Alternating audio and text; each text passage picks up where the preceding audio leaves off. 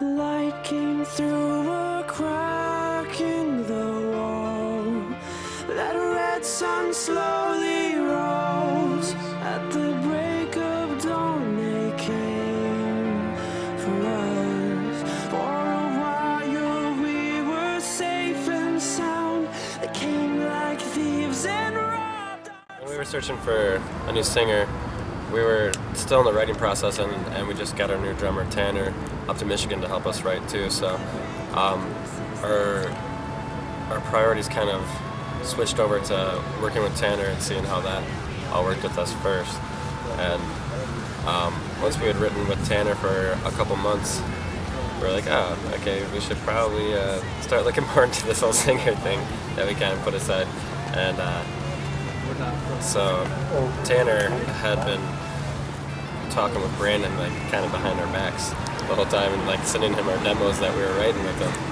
And so then one day Brandon sent us them back, and we knew it was a good fit and had a lot of potential. So we, after hearing a couple more people try out and whatever, we just knew nothing was going to work as good as that. I'd say we probably had about 80 to 90% of the music written by the time that Brandon had gotten up there. But like a lot of our material had a lot of loose ends on it, and we didn't really know which direction to go with some certain songs. So when he stepped in, he kind of helped us tie all those together. I think it was 3 days before we left to go to the studio, he wrote Caves with us, and so that was like the actual only song that we were all in the room together, and he like was there from the beginning of his roots. And so I think that's why that song stands out to us as one of, like, collectively our favorite songs off the album. But yeah, once he got up to Michigan, it was just me and him working on vocals for a couple months, and I would go and jam with the rest of the dudes during the day, and yeah. And then once we got to the studio, it all just kind of came together.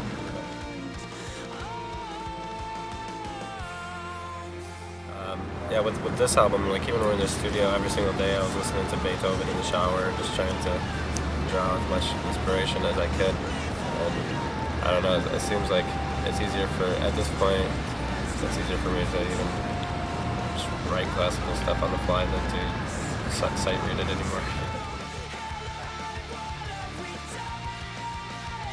The common theme on this record is to rebuild, take chances, and just try to go beyond what you've always done and create something new.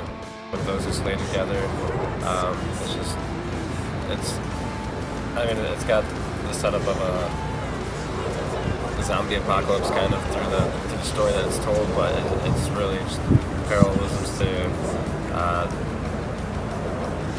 like going through tragedy and just getting, and as long as you stay together with like the closest ones to you, you can survive through anything.